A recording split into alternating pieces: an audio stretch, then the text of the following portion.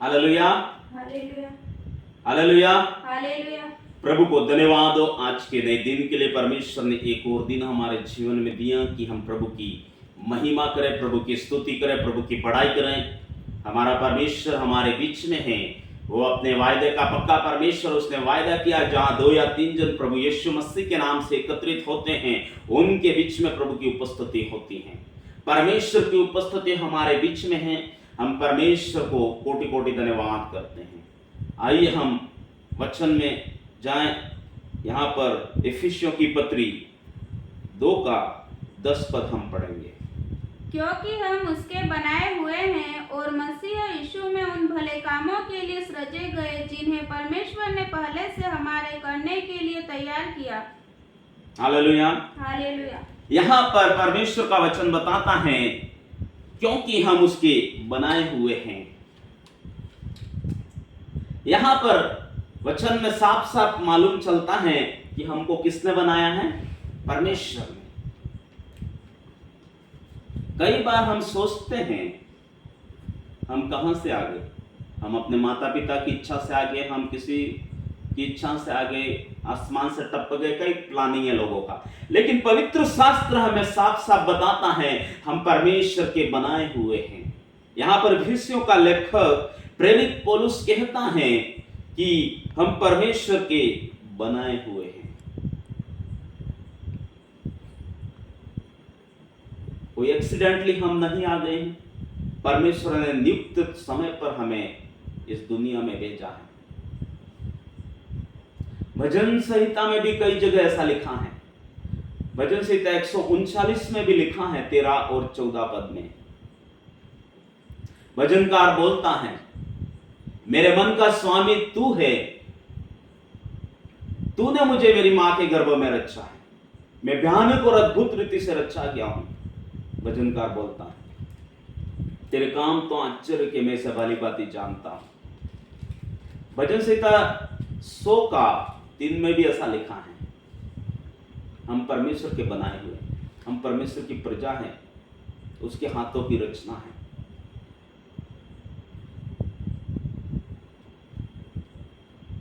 उत्पत्ति में भी लिखा है, उत्पत्ति 1 का 26-27 में ऐसा लिखा है। परमेश्वर ने कहा, आओ हम मनुष्य को अपने समान अपने स्वरूप में बनाएं। इन वचनों से हमें मालूम चलता है कि हमको परमेश्वर ने बनाया है।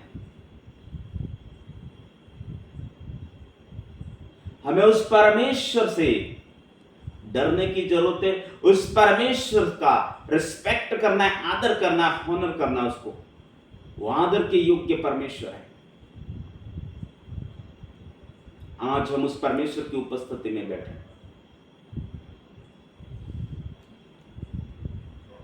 वचन को समझने के लिए हमें प्रार्थना सहित बैठना है। पवित्र आत्मा को बोलना है, पवित्र आत्मा हमारी मदद करे। पवित्र आत्मा मेरी आत्मिक आंखों को खोल दे ताकि पिता के वचन को मैं समझ पाऊं और उसके वचन के अनुसार मैं चलने पाऊं। कई बार हम अपनी कल्पनाएं करते हैं, प्लानिंग करते हैं, हम ये काम करेंगे, वो काम करेंगे। हम इस दुनिया में रहते हैं, हमारा माइंड चलता रहता है, हेवी ट्रैफिक रहता है माइंड में। लेकिन परमेश्वर का वचन क्लियरली यहां बता रहा है हम उसके बनाए हुए हैं। तो परमेश्वर ने कुछ प्लानिंग के साथ में हमें बनाया है। परमेश्वर ने एक मकसद के साथ में हमको बनाया है। दुनिया के माता पिता को हम देखते हैं, जब बच्चे जन्म लेते हैं, बड़े होते हैं, प्लानिंग करते हैं माता पिता, उनको कहाँ पढ़ाना है, कहाँ रखना है, क्या डिग्री करवाना है, क्या नौकरी, क्या, सबका प्लानिंग रहता है। तो हमारा भी एक परमेश्वर है स्वर्ग में, जिसने हमको बनाया है, उसके समान और उसके स्वरूप में बनाया है। वो हमारे लिए बड़ी बड़ी कल्पनाएं करता है। बाइबल में ऐसा लिखा है। हमें उसकी सुनने की जरूरत है। यहां पर आगे लिखा है कि हम मसीह यीशु में उन भले कामों के लिए सृजे गए हैं। हालेलुया। हालेलुया। मसीह यीशु में किन कामों के लिए सृजे गए हैं? भले कामों के लिए।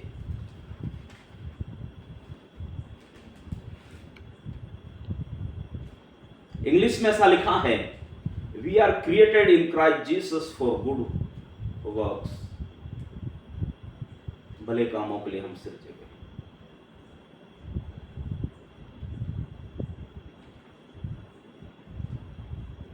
आज कई बार हम देखते हैं दुनिया में लोग बोलते हैं हम भले काम करते हैं, हम अच्छे काम करते हैं, लेकिन हम देखते हैं तो उनके स्वार्थ के लिए होते हैं, खुद के स्वार्थ के लिए कार्य होते हैं। लेकिन पवित्र शास्त्र हमें बताता है हम मसीह यीशु में उन भले कामों के लिए सृजे गए हैं।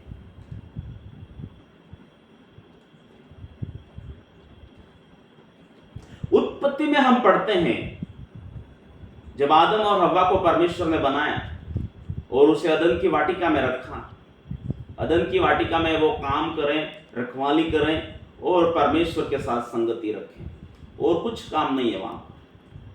अदन की वाटिका में भांति भांति के पेड़ पौधे थे, फल फ्रूट्स थे अलग अलग, वो उनका भोजन था और परमेश्वर की महिमा करना था।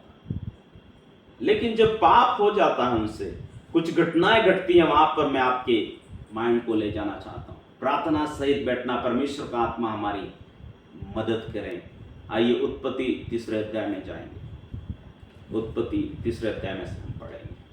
तब उन दोनों की आंखें खुल गई और उनको मालूम हुआ कि वे नंगे हैं, इसलिए उन्होंने अंजीर के पत्ते तोड़ तोड़ कर लंगोट बना लिए। हालेलुया। हालेलुया। पवित्र शास्त्र में ऐसा लिखा है, तब उन दोनों की आंखें क्या हो गई है? खुल गई। आदम और हव्वा की आंखें खुल गई। जिस पेड़ के फल खाने के लिए परमेश्वर ने मना किया था वही उन्होंने खा लिया, और वचन में ऐसा लिखा है उन दोनों की आंखें खुल गई। जैसे ही आंखें खुला, कुछ हरकतें, कुछ घटनाएं घटा है यहां पर।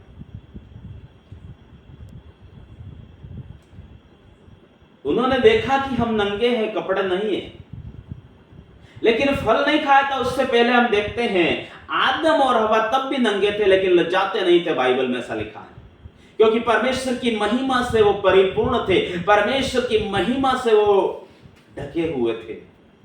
लेकिन जैसे ही अनाज्ञाकारिता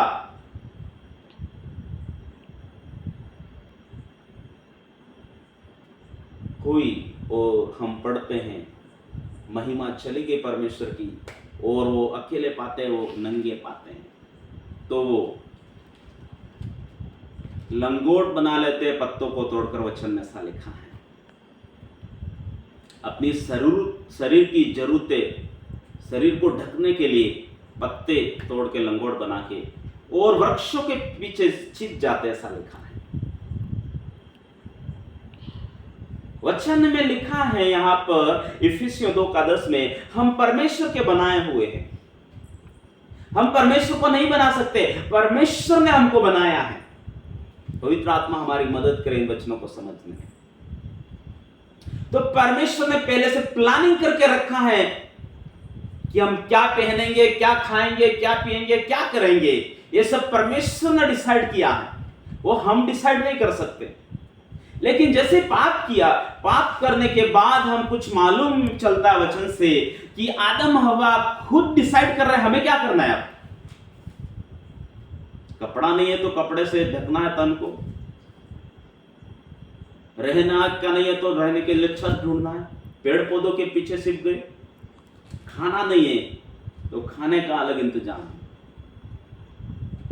जो दुनिया बोलती है हमारी कुछ मूलभूत आवश्यकताएं हैं, रोटी, कपड़ा और मकान। हालेलुया। 3 मूलभूत आवश्यकता बताती है दुनिया, रोटी, कपड़ा और मकान। लेकिन आदम और हव्वा ने पाप नहीं किया था। इससे पहले हम देखते हैं रोटी, कपड़ा, मकान, ये मूलभूत आवश्यकताओं के बारे में चिंता करने की कोई जरूरत नहीं है। यहां पर बिंदास अदन की वाटिका में वो रह रहे हैं, बेखटके रह रहा था आदम हव्वा। वचन में ऐसा लिखा है परमेश्वर ने आदेश दिया था तू बेखटके किसी की भी वृक्ष का फल खा सकता है, एक को छोड़कर जो भले और बुरे के ज्ञान का वृक्ष। क्या माहौल होगा, क्या खुशियां होगा। हम पवित्र शास्त्र में पढ़ते हैं परमेश्वर खुद दिन के ठंडे समय में वाटिका में फिरता था, उनसे मिलने के लिए आता था। Hallelujah, hallelujah. वो परमेश्वर की आवाज सुनकर वो दौड़े चले जाते थे, गले मिलते थे, खुशियां, आनंद, वार्तालाप होता था। क्या संगति, क्या माहौल है। लेकिन जैसे ही पाप कर दिया है, कुछ घटनाएं घटी है, परमेश्वर की महिमा चली गई। कपड़े के लिए पत्ते तोड़ के लंगोट बना दिया, छत नहीं है तो पेड़ के पीछे छिप रहे हैं। अब परमेश्वर उन्हें अदन की बारी से बाहर निकाल रहा है। हम पढ़ते हैं उत्पत्ति में, आप ध्यान से पढ़ना वचन बाद में। जिस परमेश्वर ने इंसान को बनाया, खुशी खुशी बनाया, अपने हाथों से बनाया, मिट्टी का पुतला बनाया, जीवन का श्वास फूका और जीवित प्राणी बन गया। उस इंसान ने परमेश्वर के दिल को तोड़ दिया। परमेश्वर के लिए बनाया था, आज्ञा नहीं मानी, परमेश्वर का दिल टूट गया। अब उसको अदन की वाटिका से बाहर निकालना पड़ा। उसे अदन की वाटिका से बाहर निकाला गया। अब जो दुनिया की 3 मूलभूत आवश्यकता है, रोटी, कपड़ा, मकान, इसके पीछे इंसान लगा हुआ है। लेकिन पवित्र शास्त्र में लिखा है कि हम मसीह यीशु में उन भले कामों के लिए क्या किए गए हैं, सृजे गए हैं। हम मसीह यीशु में भले कामों के लिए सृजे गए हैं। लेकिन आज इंसान भूल गया है, वो रोटी, कपड़ा, मकान इसी में पड़ा रहता है और इसी में चला जाता है। लेकिन मैं प्रभु के वचन से आपको कुछ बातें बताना चाहता हूं। मेरे प्रियो, यही हमारी जिंदगी नहीं है, यही परमेश्वर का इच्छा नहीं है। परमेश्वर ने और भी कुछ बातें हमारे लिए रख छोड़ी है, उसको हमें खोजना है। जब तक इस पृथ्वी पर जिंदा है, उसके पीछे लगे रहना है, उसकी खोज करना है और उसकी इच्छा के अनुसार चलने की कोशिश करना है। नहीं तो पूरा जीवन हम उन व्यर्थ वस्तुओं के लिए, जिसका कोई रिजल्ट नहीं निकलेगा, कुछ अर्थ नहीं है, कुछ भी लाभ नहीं है, उसको पाने के लिए हम इतनी मेहनत करते हैं, सुबह जल्दी उठकर अपने काम धंधे पर जाते हैं और अपना समय पूरा उसमें व्यतीत कर देते हैं, लेकिन अंत में उसका रिजल्ट कुछ नहीं मिलता है। परमेश्वर का वचन बताता है हम मसीह यीशु में उन भले कामों के लिए सृजे गए। क्या आप और